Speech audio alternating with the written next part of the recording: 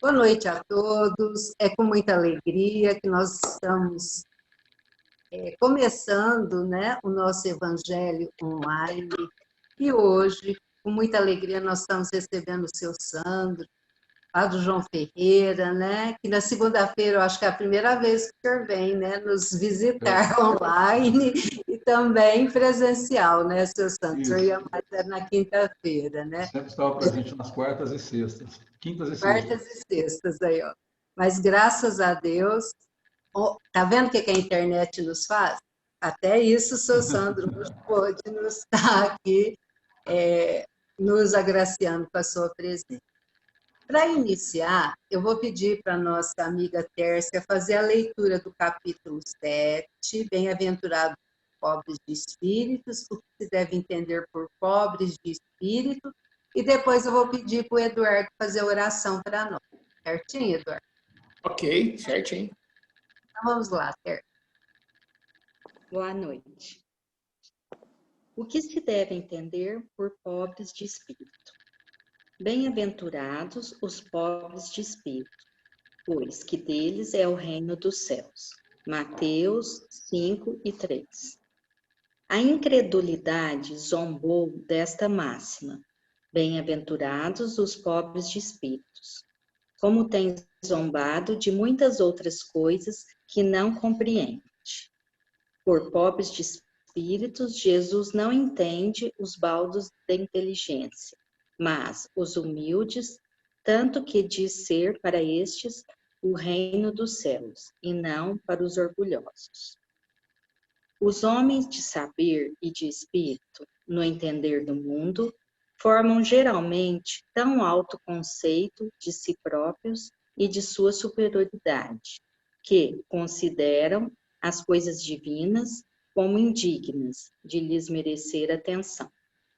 Concentrando sobre si mesmo os seus olhares, eles não os podem elevar até Deus. Essa tendência de se acreditarem superiores a tudo, muito a miúde os leva a negar aquilo que, estando-lhes acima, os depreciaria, a negar até mesmo a divindade. Se condescendem em admiti-la, contestam-lhe um dos mais belos atributos, a ação providencial sobre as coisas deste mundo, persuadidos de que eles são suficientes para bem governá-lo, tomando a inteligência que possuem para a medida da inteligência universal, e julgando-se aptos a tudo compreender, não podem crer na possibilidade do que não compreendem. Consideram sem apelação as sentenças que proferem.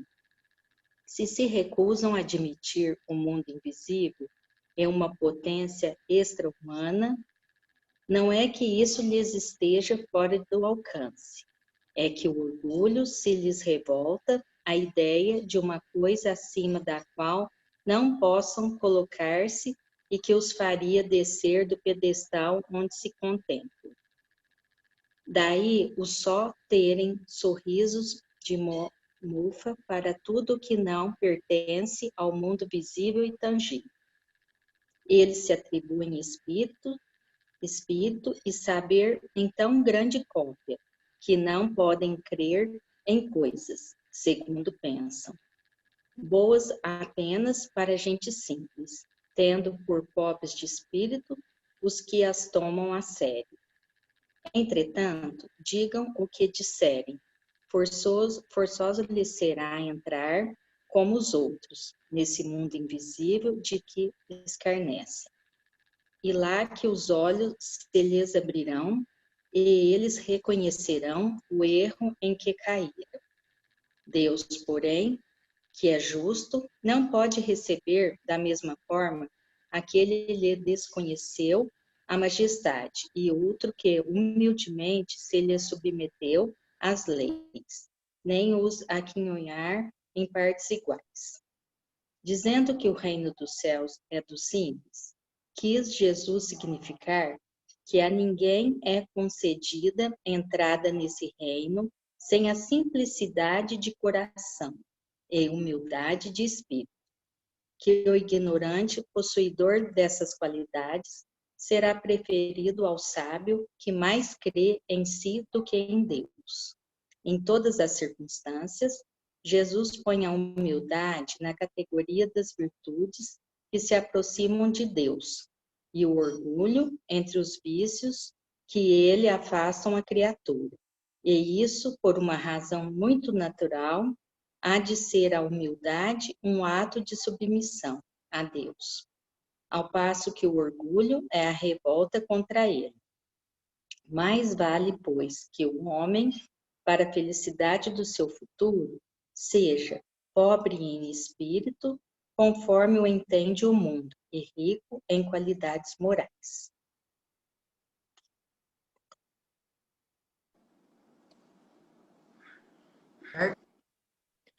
Senhor Jesus,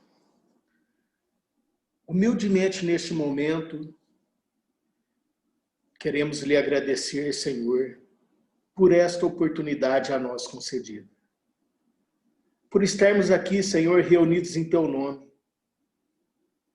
para ouvirmos as Tuas palavras, Senhor Jesus, e Teus ensinamentos. Obrigado, Senhor, por tudo que fazes por nós, por tanto amor dedicado a nós. Obrigado por tudo, Senhor Jesus, pela dádiva da vida. Obrigado, Senhor, por mais um dia. Tudo que falarmos será pouco, Senhor Jesus, mas fica aqui do fundo de nossos corações a nossa gratidão por tanto amor dedicado a nós. Obrigado, Senhor. Que assim seja.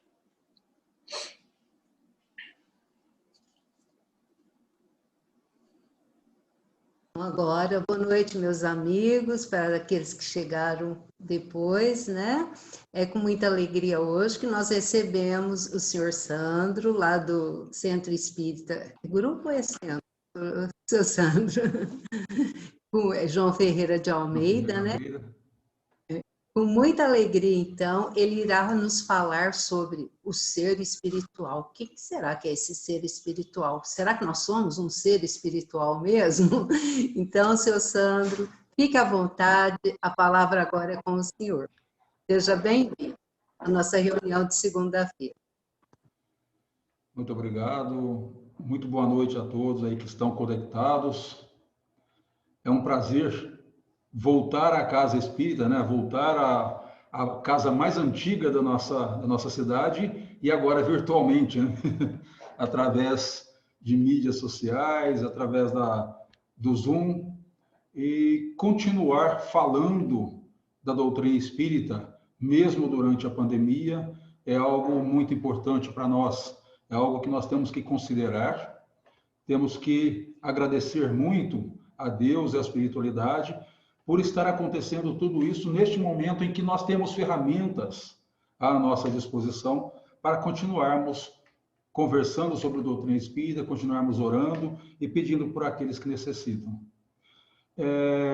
Nós falamos algumas vezes sobre o ser espiritual e estamos trazendo nessa reunião este tema que nós encontramos lá no capítulo 11 de A Gênese e no livro dos Médiuns, no capítulo 1.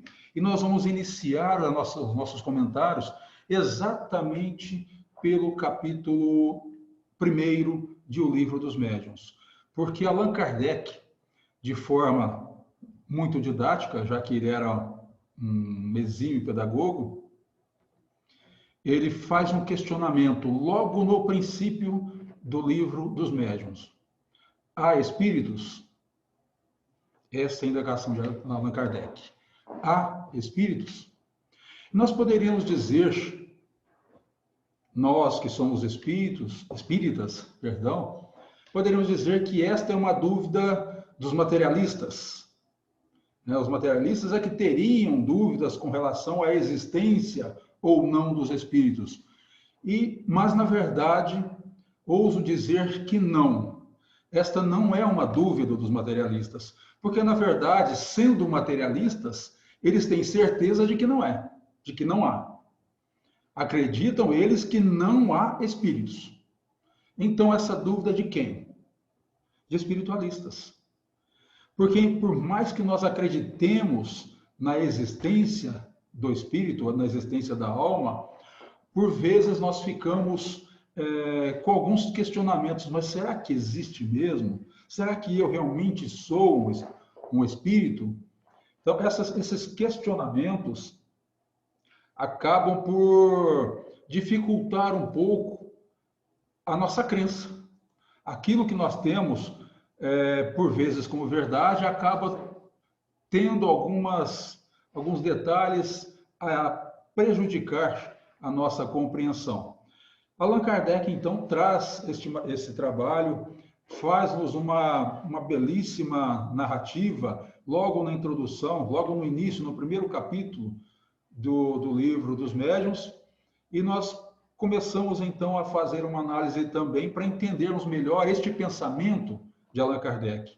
Diz Allan Kardec, logo no começo, e é verdade, de que muitos de nós conhecemos espíritos através daqueles contos fantásticos, daquelas histórias mirabolantes que se contavam, de filmes de fantasmas, né? Os chamados ghosts americanos, e às vezes contos infantis mesmo, acalentados quando éramos crianças, mas eram contos, ou são ainda, existem ainda os contos, que na verdade não têm um suporte, eles não conseguem se sustentar, porque são contos, são historiazinhas para embalar crianças, para dar algum ensinamento, apresentar alguma coisa da vida, mas sem muito suporte fático.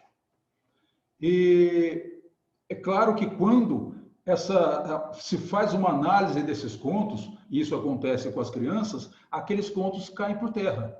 As crianças deixam de acreditar naqueles contos. Como deixam de acreditar em Papai Noel quando começam a compreender que, na verdade, quem dá o presente é o Pai e não Noel? No caso dos espíritos, acaba sendo a mesma coisa. Há alguns contos que são trazidos que, quando nós vamos investigar, quando nós vamos pesquisar e vamos tentar entender a fundo o que ele significa, as coisas são tão absurdas que nós encontramos ali no meio, que nós passamos a desacreditar. É isso que acontece, inclusive, com as religiões. São tantos absurdos, são tantos abusos praticados no seio da religião, e eu não estou falando aqui de nenhuma religião específica, podemos citar a maioria delas, espiritismo, catolicismo, umbandismo, o protestantismo e tantos outros, alguns conceitos que são apresentados, e às vezes mal apresentados, mal interpretados, acabam por levar os seguidores dessas religiões ou dessas seitas a uma descrença. É como se nós, os espíritas, começássemos a falar de espiritismo e começássemos a criar conceitos mirabolantes em torno da existência do espírito, em torno da reencarnação. É que o espírito, para se reencarnar, para se comunicar, ele tem que se utilizar de um microfone para poder ser ligado no ouvido do médium. Se nós colocarmos um fonezinho no médium, vai ficar mais fácil para o espírito se comunicar. Nós começamos a criar mecanismos, invencionismos em torno de algo que é verdadeiro, que quando a pessoa começa a analisar aquilo, mas por que o espírito vai se utilizar de um microfone? Por que o espiritismo tem que falar comigo através de um fone de ouvido? Isso é mentira. E quando o indivíduo desacredita nessa verdade, ele passa também a não acreditar naquela outra verdade, aquilo que realmente é verdade. O espírito se comunica.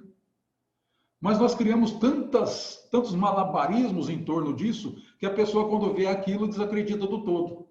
O que Allan Kardec apresenta para nós é exatamente isso, para nós tomarmos muito cuidado com esses conhecimentos prévios que, por vezes, acabam por nos confundir. Mas, enfim, seja qual for a ideia que se tem sobre os espíritos, a crença, com certeza, se baseia na existência de um princípio inteligente. Essa é a base.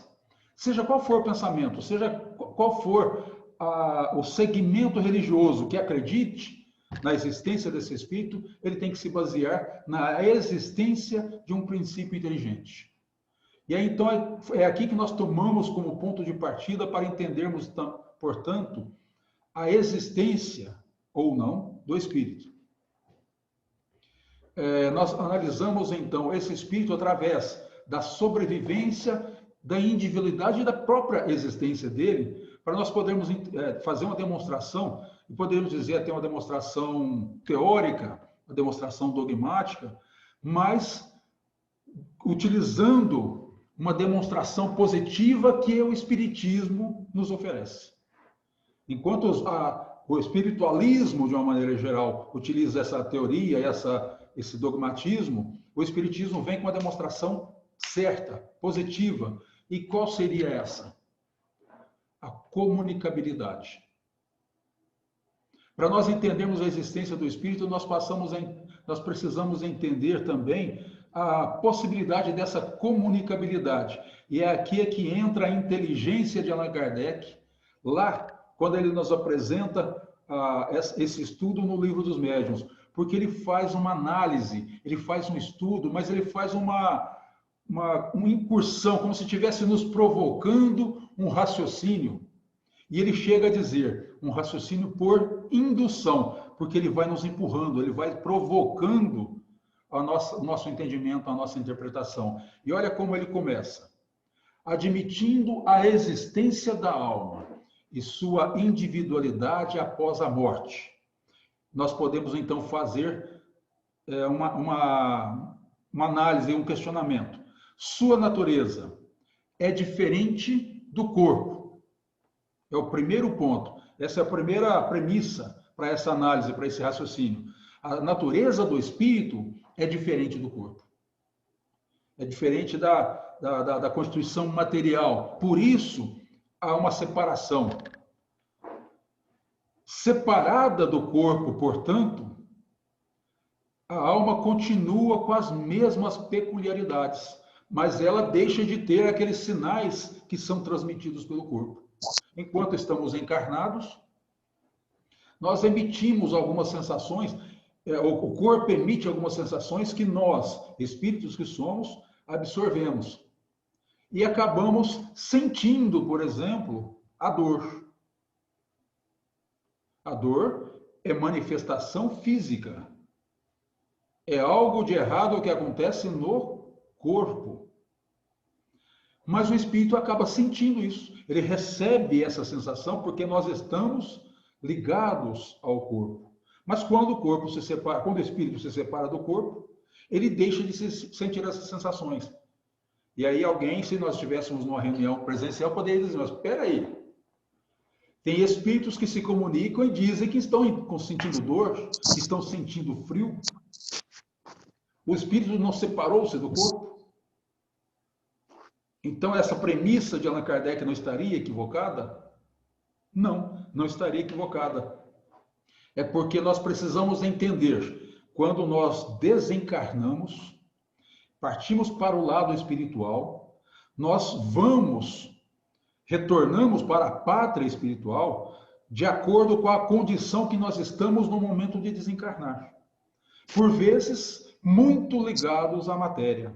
Por vezes, enraizados no nosso corpo físico e, às vezes, até ressentidos por estar deixando para trás. E vamos para o plano espiritual e permanecemos ligados com os laços materiais. E aquelas sensações que nós tínhamos lá no plano físico são trazidas.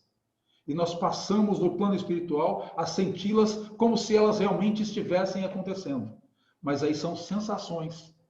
São sensações trazidas pelo espírito que não se desvencilhou dos laços materiais. Que, embora tenha se desligado do corpo físico, mantém a sua ligação com o plano material. E, portanto, acabam acreditando estar sentindo aquela dor, aquelas sensações de frio ou de calor excessivo. Mas, de fato, o corpo, o espírito, ao se desligar do corpo, deixa de ter as características do corpo. E a segunda premissa, goza de consciência de si mesmo. O espírito goza de consciência de si mesmo, ele sabe quem ele é. Miguel! Ele tem consciência e ciência do que está acontecendo com ele, por vezes até de forma velada, talvez lá presente no subconsciente, mas algo que amanhã vai aflorar. De maneira que nós, enquanto encarnados, ou mesmo depois de desencarnados, somos passíveis de alegria, somos passíveis de sofrimento, de sensações, de emoções. Sem isso, nós, enquanto espíritos que somos, seríamos inertes. De nada valeria possuirmos a consciência de nós mesmos se nós não tivéssemos essas sensações, se não tivéssemos esses sentimentos de alegria, de sofrimento. Mas então, analisando o espírito ou a alma, o que vem a ser feito dela, então? O que fazemos ao desligarmos do corpo físico? Vamos para onde? Qual o nosso caminho? Teríamos aí condições de buscar essa resposta no entendimento dos materialistas? Eu acredito que o espírito ou a alma vai para algum lugar distante e depois vai ser destruída. O materialista não faria isso. Mas depois da morte a alma desaparece. O materialista não diria isso, porque ele não acredita sequer na alma. É o espiritualista que acredita na existência dela. Só que entre acreditar na existência da alma e entender o que ela realmente é, o que ela representa, há uma larga distância. E aí é que nós vamos fazer aquela análise que sempre se faz. Muitos religiosos, muitos espiritualistas dizem, depois que nós morremos, a alma vai para o céu. Ou vai para o inferno. E nós acabamos situando o resultado de tudo que se fez aqui na Terra em 2 pontos. Ou ele vai para o céu ou ele vai para a Terra. Limitamos o acesso da alma, o acesso do espírito a apenas 2 regiões. 2 regiões que nós sequer sabemos onde é e como é. O estudo mais aprofundado, o exercício racional, aquela análise criteriosa que se faz através do estudo da doutrina espírita, acaba nos ensinando que isso é totalmente sem base. É mais uma crença vulgar e popular do que propriamente uma verdade. Ora, afinal de contas, onde fica o céu? Olhando para cima, nós podemos enxergar o firmamento e agora à noite as estrelas, mas durante o dia nem estrelas enxergamos, vemos apenas um céu azul, caso não invadida pelas nuvens, pela formação das nuvens que mais à frente cairiam, despencariam como chuva. Nós só enxergamos isso, olhando para cima. Então, o que seria esse céu?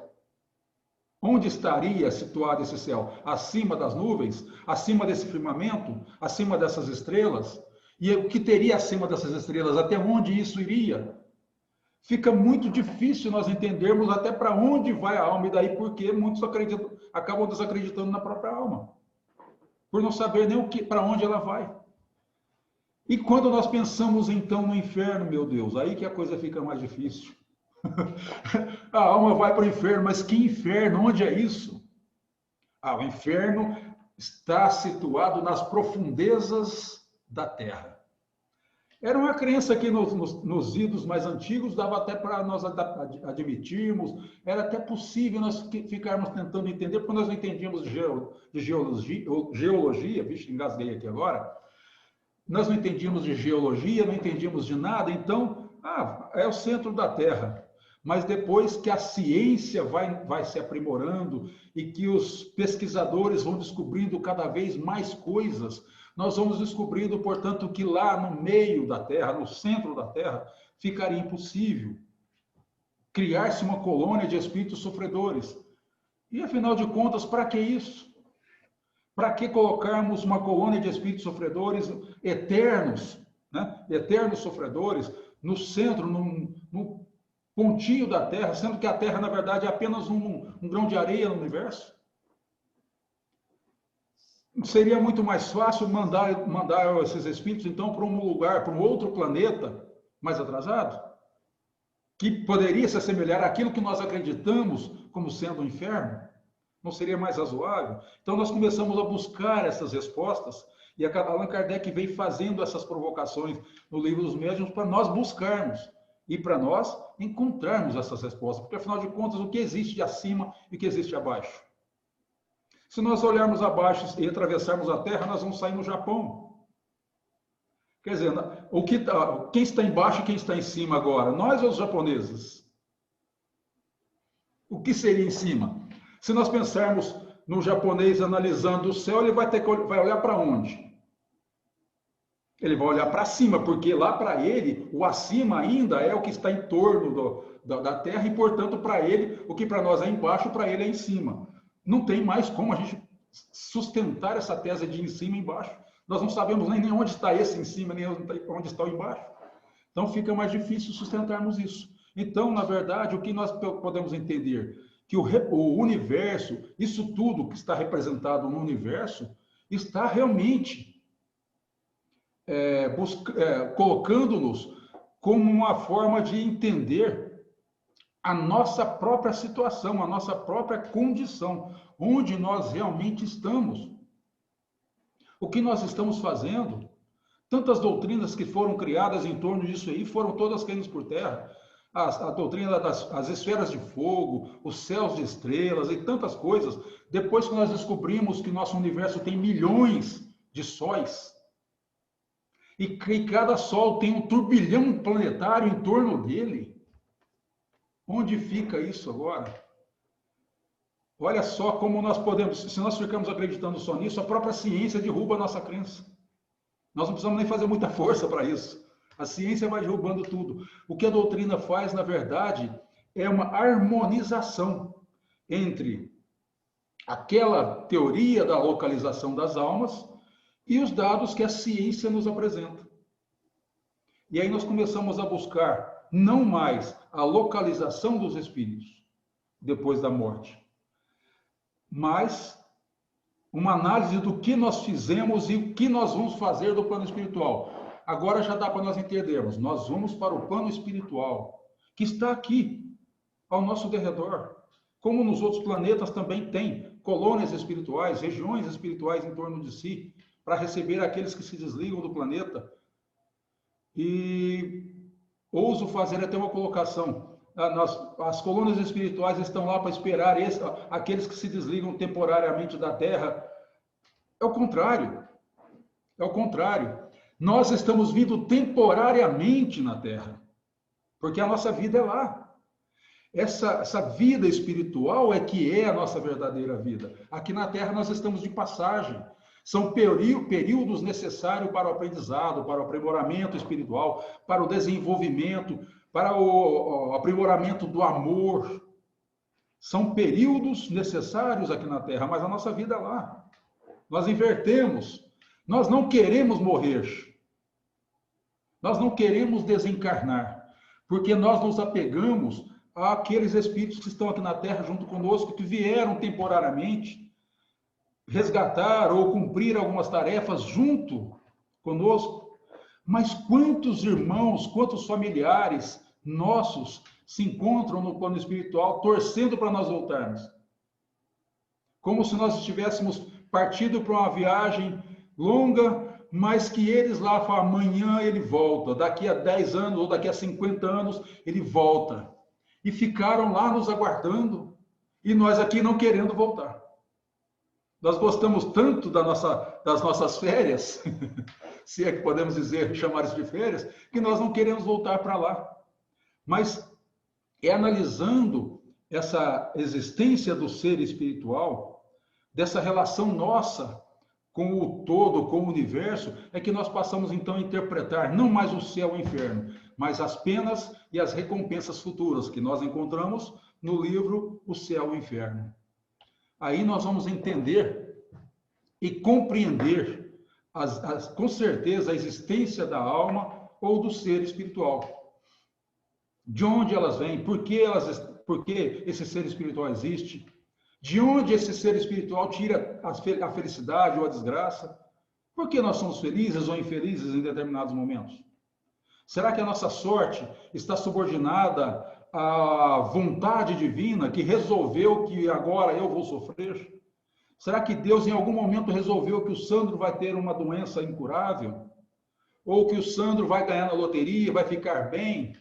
Ou que o Sandro vai fazer uma faculdade, vai trabalhar, vai ser médico, vai ser advogado, vai ser engenheiro, vai ser qualquer coisa? Essa chamada sorte está, na verdade, vinculada, subordinada ao estado moral de cada alma, de cada espírito, de cada ser espiritual. E, portanto, os anjos, aqueles a quem nós denominamos anjos, ou seres angelicais, ou espíritos perfeitos, são, na verdade, as almas boas que, da mesma maneira que nós estamos agora caminhando, também caminharam. Mas que caminharam buscando o aprimoramento espiritual, que em algum momento atingiu um degrau ou uma escala evolutiva tal que, para nós, ao olhar para eles em um nível mais alto que o nosso, parece que estão brilhando, parece que irradiam luz, e não parece, não irradiam mesmo. Porque eles atingiram um nível de evolução espiritual que essa luz consegue se irradiar. Por quê? Porque aquela casca grossa que ainda faz parte de nós já saiu deles. Aquela casca grossa do egoísmo, da vaidade, da ambição, da maldade, eles já extirparam, já eliminaram. E, portanto, saindo essa casca grossa, a luz que emana desse ser espiritual consegue se irradiar e consegue chegar muito mais distantes do que nós imaginamos.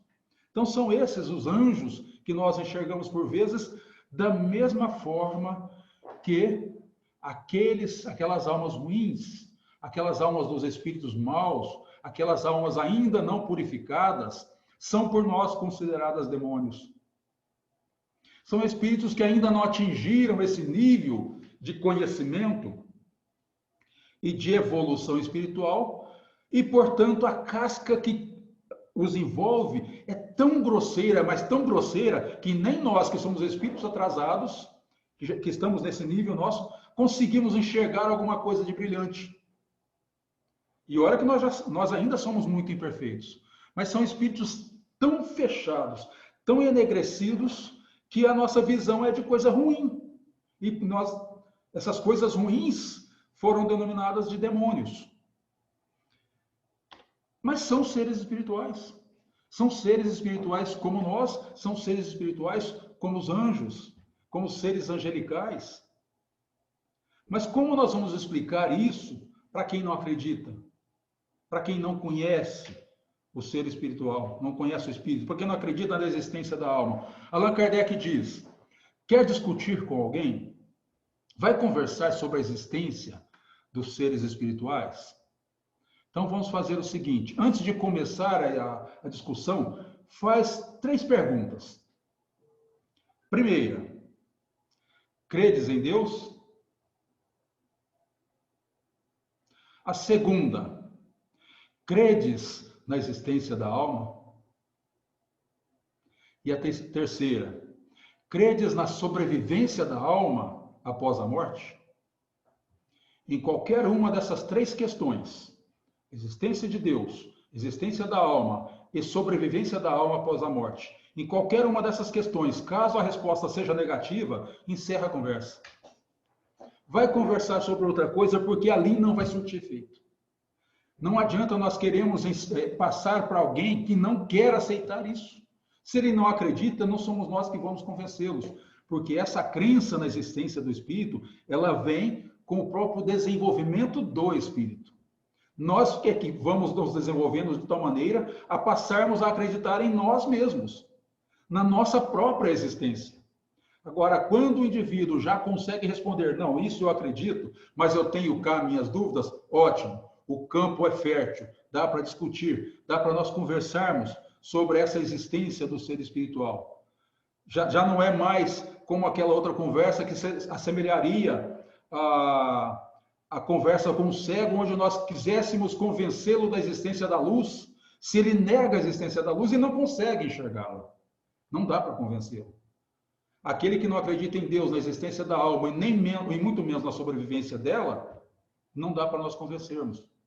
Mas vamos conversar partindo da premissa de que nós somos espiritualizados, que nós já acreditamos mais ou menos na existência dessa alma.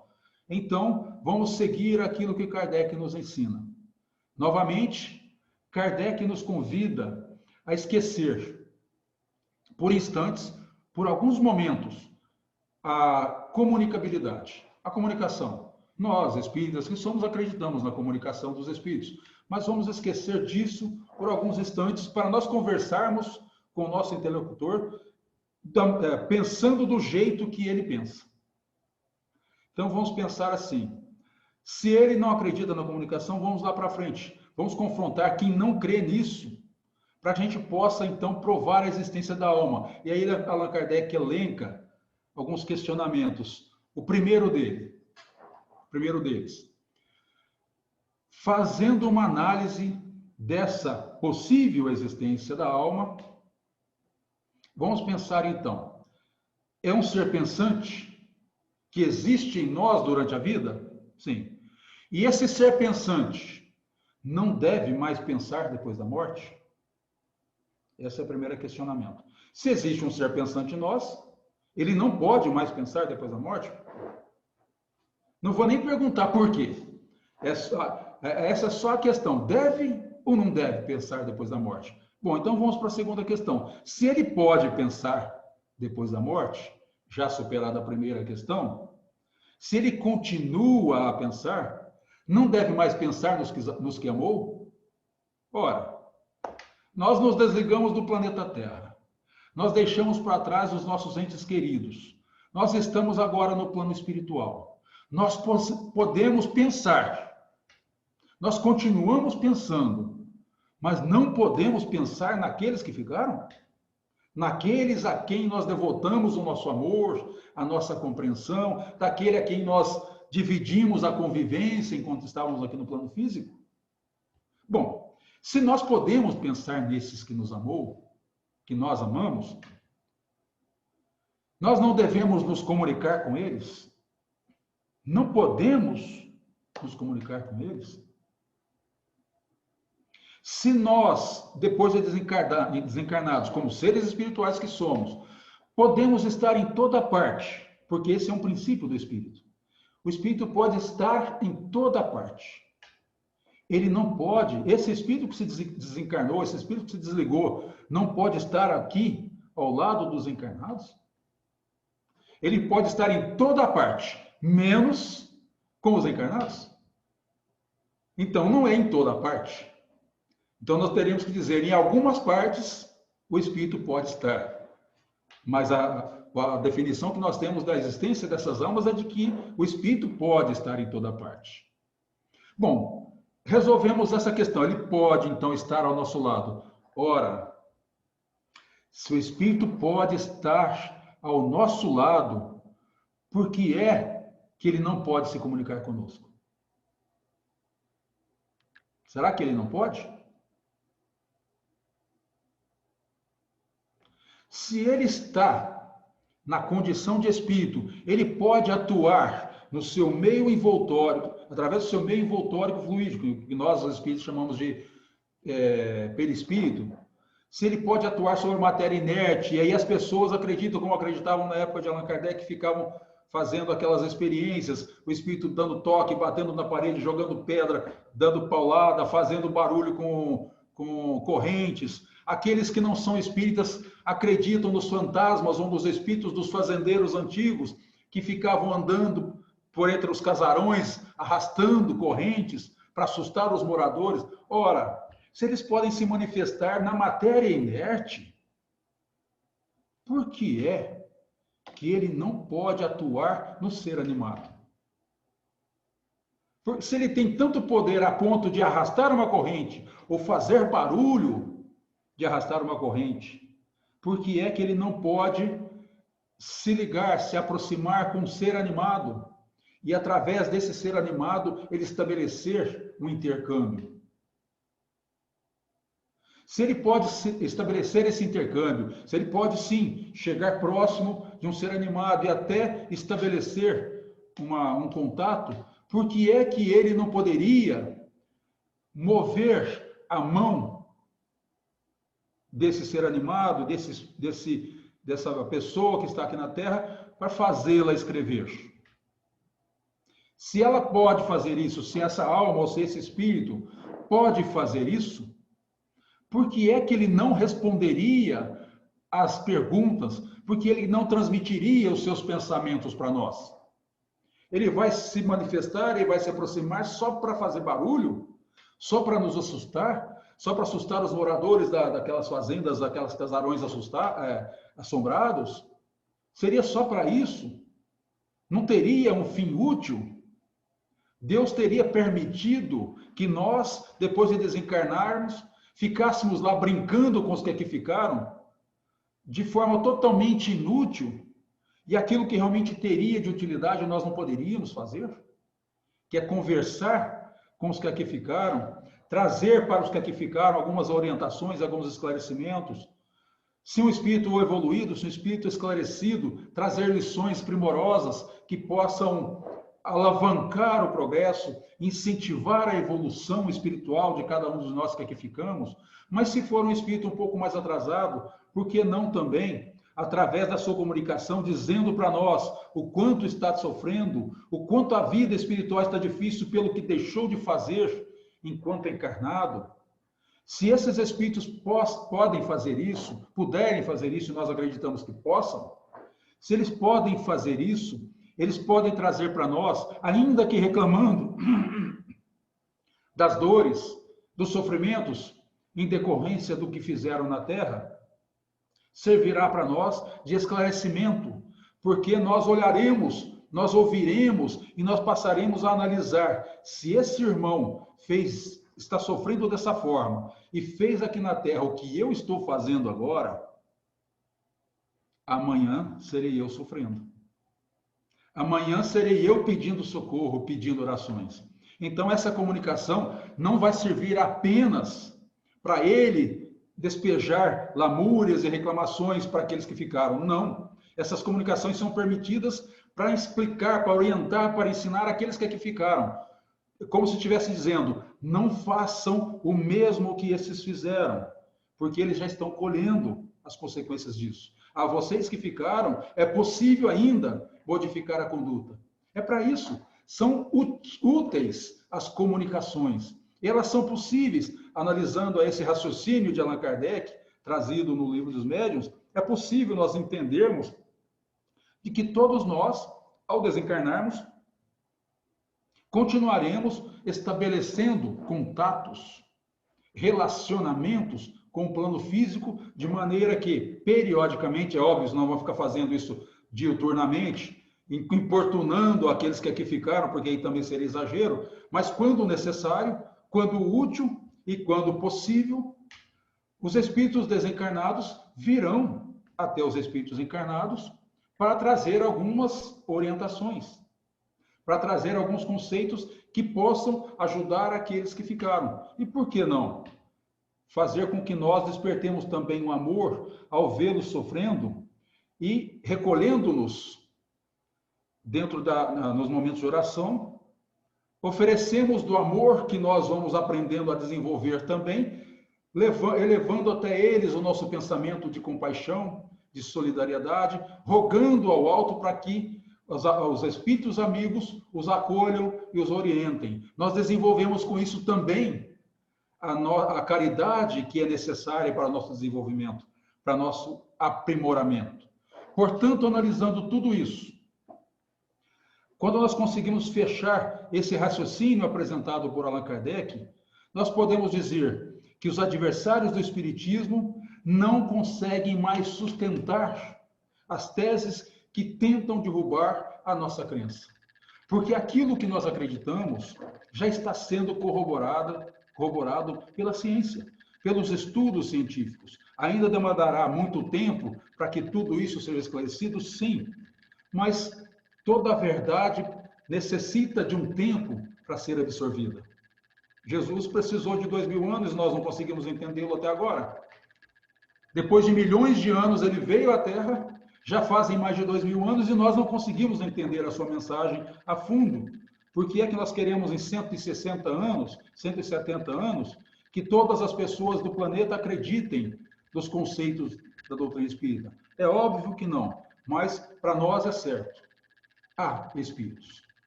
E eles podem sim se comunicar.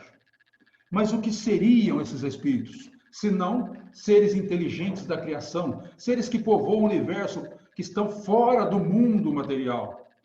E eu puxei aqui um questionamento que eu achei muito interessante. Todos aqui já estudaram o Livro dos Espíritos várias vezes, já leram várias vezes, e eu, particularmente, já li várias vezes, mas sempre que nós estudamos, nós encontramos alguma coisa que nos desperta algo. E estudando sobre esse tema, eu vi a questão 77 do Livro dos Espíritos, que eu achei fantástico, porque a questão 77, feita por Allan Kardec, foi assim: os espíritos são seres distintos da divindade ou serão simples emanações ou porções desta, e por isso denominados filhos de Deus? Allan Kardec, o mestre da codificação,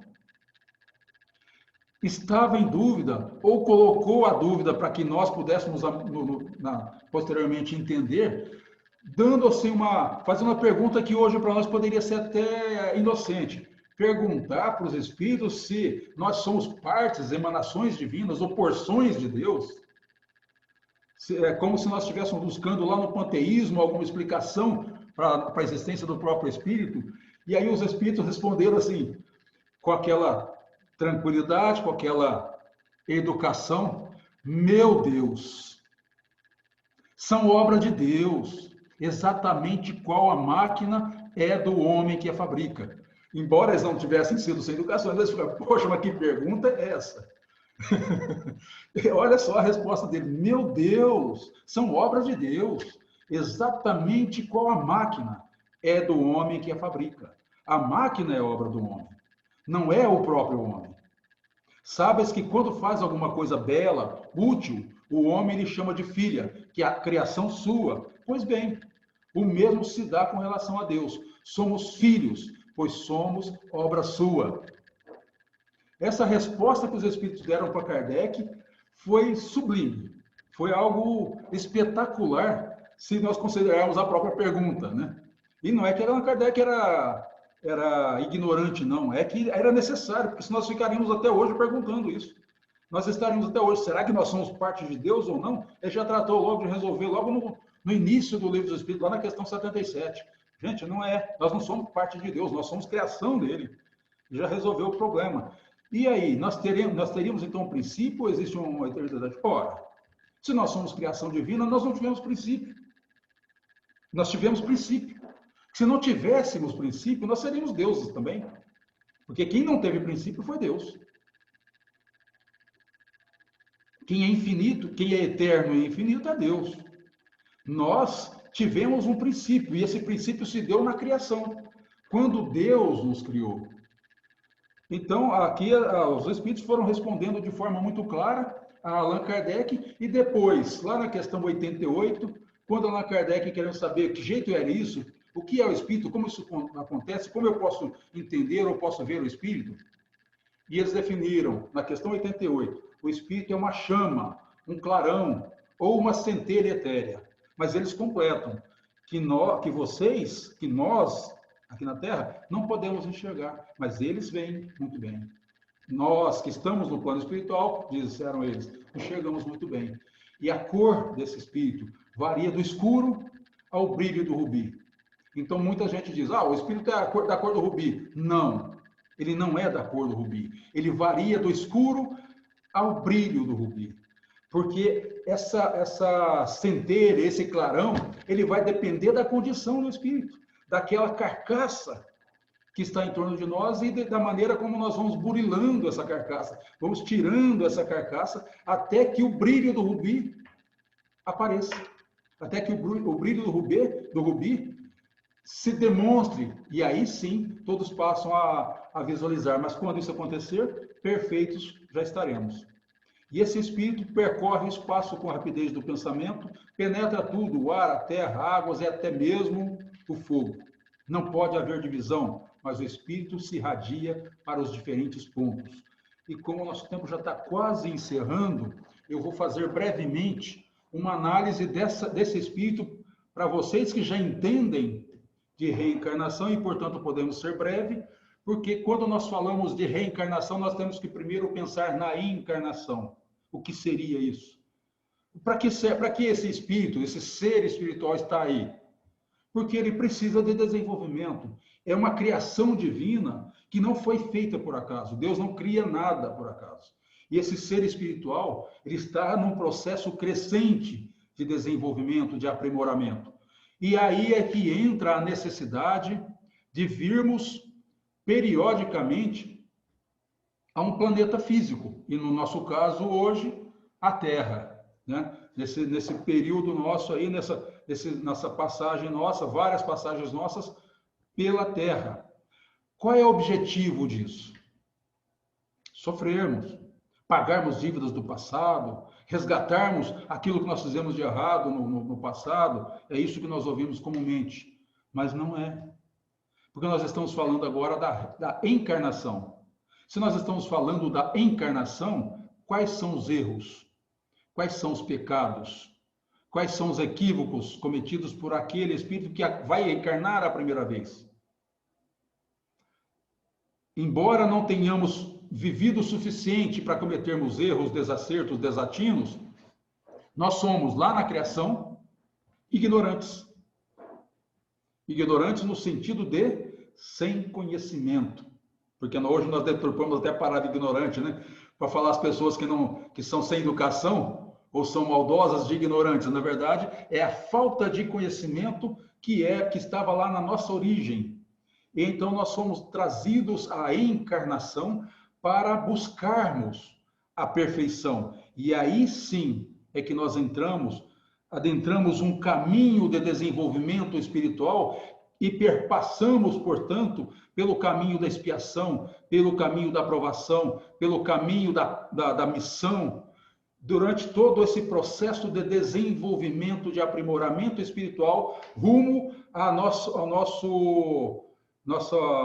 busca maior, que é a perfeição. Nós vamos tropeçando no caminho, nós vamos cometendo os atos falhos, nós vamos nos equivocando, por vezes até por conta da nossa visão deturpada e às vezes até cega. Nós cometemos muitos erros e muitos desatinos e nós passamos por isso, por processos de expiações, ou seja, nada do que nós fazemos aqui na Terra fica impune.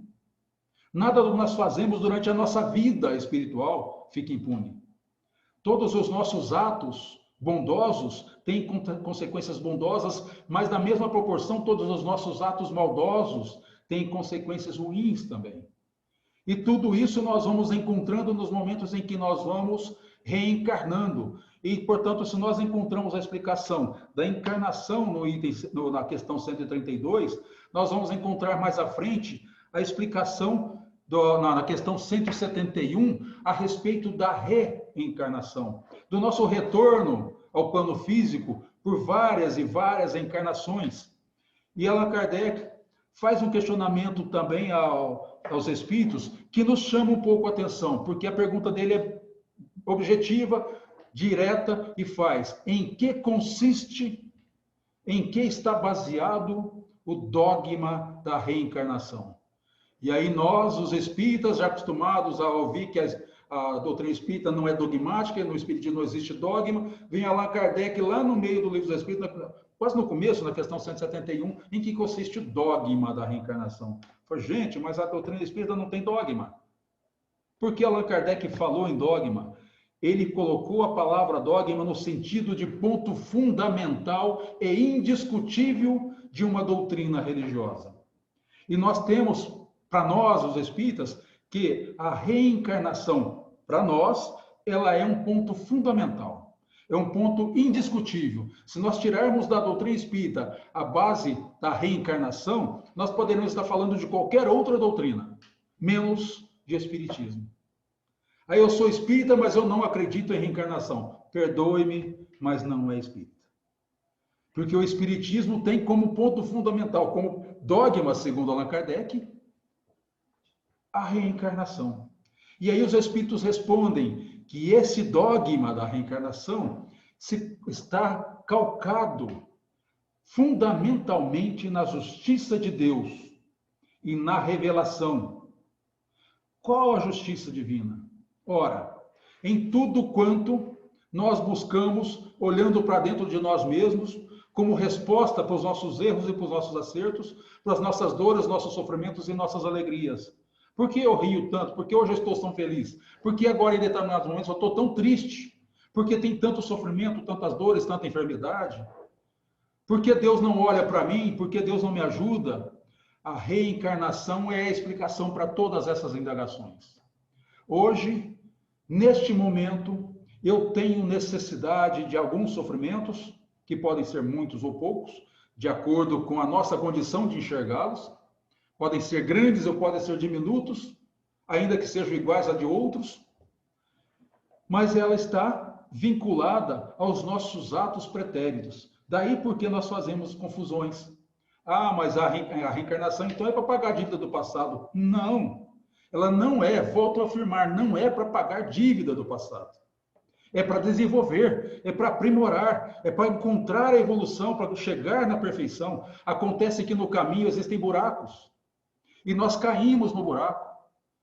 Esse buraco ele está vinculado aos erros que nós cometemos. Nós fazemos mal às pessoas e não dá para chegar à perfeição deixando para trás o mal que eu cometi. Eu não conseguirei, ao chegar no topo da montanha, olhar para trás e dizer, agora eu sou perfeito, e olhar para trás e ver quantas pessoas ficaram caídas, porque eu derrubei, porque eu cometi erros e deixei-as caídas. Não. Isso não seria justiça divina. A reencarnação tem como objetivo me levar à evolução espiritual. E para isso eu preciso corrigir todos os erros que eu cometi. E aprender a não errar mais daqui para frente. Eu vou aparando as arestas do meu ser espiritual. Eu vou eliminando as impurezas e vou arrancando aquela casca que existe em torno de mim. Corrigindo os meus erros e caminhando e evoluindo, e, portanto, vai chegar um momento que todos nós atingiremos essa evolução espiritual. Posso dizer, então, para nós concluirmos essa breve e singela preleção, que todos nós somos indistintamente seres espirituais em constante aprimoramento. Alguns aqui na Terra, em razão da diferença de adiantamento em relação à grande maioria, se assemelha, sim, aos anjos de Deus. Muitos de nós pode se assemelhar aos anjos de Deus, embora não sejamos anjos. Mas existem muitos que estão ainda caminhando por entre os espinhos. Mas estejamos certos, mesmo nós que estamos caminhando aqui, muitos de nós se assemelhando aos anjos, não somos ainda anjos. Estamos no caminho certo, mas falta muito para nós atingirmos essa posição de seres angelicais. Se fosse diferente, não estaríamos aqui. Então, gente, somos, com toda certeza, seres espirituais em constante aprimoramento. Lembremos disso e não paremos nunca de trabalhar, amar e evoluir. É isso que nós temos a dizer. Muita paz a todos e muito obrigado pelo convite.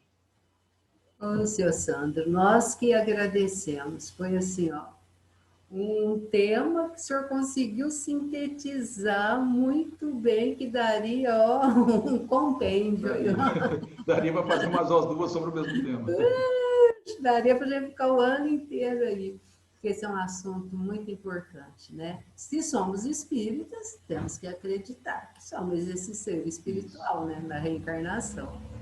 Nossa gratidão, senhor Sandro. Muito obrigado pela sua presença.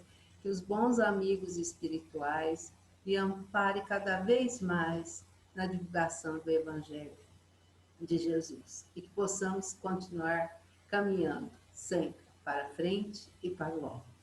e termos a certeza. Estou muito grato a todos vocês. Nós que estamos. Me ouvir aqui numa live, né?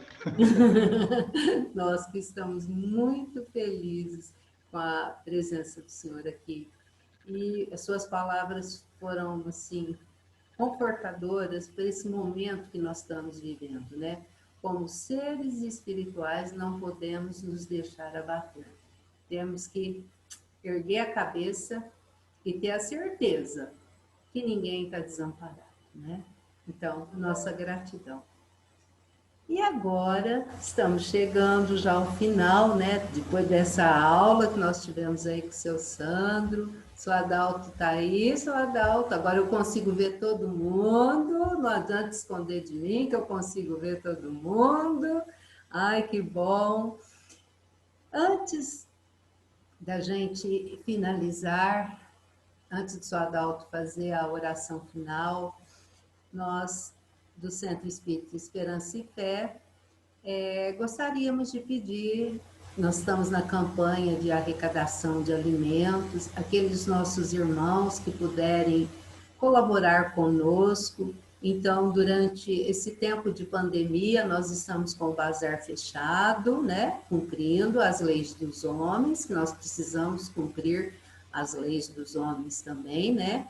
Então, nós estamos com o bazar fechado, mas nós estamos ali na Nova Era, no período da manhã, das 8 até as 11h30, nós estamos ali atendendo, né? Quem quiser levar alguma doação de algum alimento, tudo. Aqueles nossos irmãos que nos ligam, eu quero levar a contribuição. É só ir ali na parte da manhã, que a Ismália está lá para atender a todos vocês, tá bom?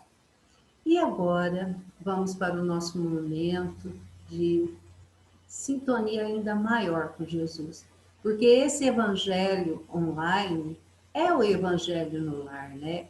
É a hora que nós abrimos as portas, né, do nosso lar, para que Jesus possa ir passando por todos os cômodos da nossa casa, atendendo a todos os nossos irmãos, né, que estão com necessidades materiais e espirituais, né?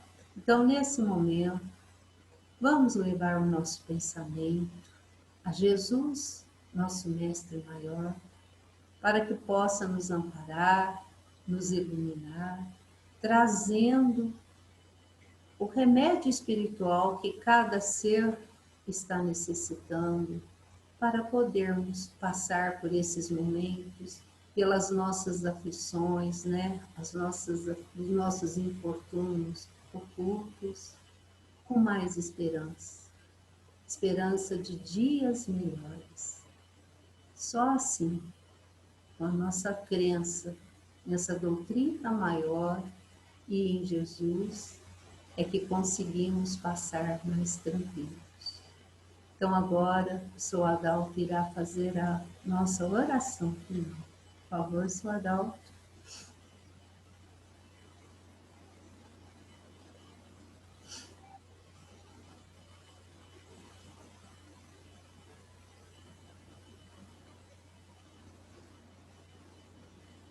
Ele não está aí, dona Shirley? Abre. Oi. Abriu, pronto. Seu Adalto, por gentileza, faz a oração para nós. Tânia, eu gostaria, se possível, fazer aquela mensagem para renovar-nos. Sim. Não espere viver sem problemas, de vez que problemas são ingredientes de evolução necessários ao caminho de todos. Ante os próprios erros, não descambe para o desculpismo, e sim, enfrente as consequências deles, a fim de retificar-se como quem aproveite pedras para a construção mais sólida. Não perca tempo e serenidade perante as prováveis decepções da estrada, porquanto aqueles que supõem decepcioná-lo estão decepcionando a si mesmos. Reflita sempre antes de agir, a fim de que seus atos sejam conscientizados. Não exija perfeição nos outros, e nem mesmo em você, mas procure melhorar-se o quanto possível. Simplifique seus hábitos, experimente humildade e silêncio toda vez que a violência ou a irritação apareçam em sua área. Comunique seus obstáculos apenas aos corações amigos, que se mostrem capazes de auxiliar em seu benefício com discrição e bondade. Diante dos próprios conflitos, não tente beber ou dopar-se, buscando fugir da própria mente, porque de toda ausência indébita, você voltará aos estragos ou necessidades que haja criado no mundo íntimo, a fim de saná-los. Lembre-se de que você é um espírito eterno, e se você dispõe da paz na consciência, estará sempre inatingível a qualquer injúria ou perturbação. Que assim seja. Assim seja, seu Adalto. Muito obrigada, seu Adalto. Eu quero convidar a todos também que a semana que vem nós vamos ter a nossa irmã Iraídes, né? Hoje ela está aqui conosco e ela também irá falar sobre um tema do Evangelho. Então, estão todos convidados para a próxima segunda-feira, às 20 horas. Abrimos a nossa sala aqui no Zoom a partir das 19h50. Então, sejam todos muito bem-vindos. E eu quero agradecer também a visita dos nossos amigos lá do João Ferreira, né? Eu vi a Maristela aí, a Eriquinha. Então, sejam bem-vindos, viu, meus amigos? Muito obrigado por estarem aqui conosco, tá? Gratidão eterna, juntamente com o seu Sandro. Então, gente, até a semana que vem. Um beijo no coração de todos e fiquem com Deus. Até mais.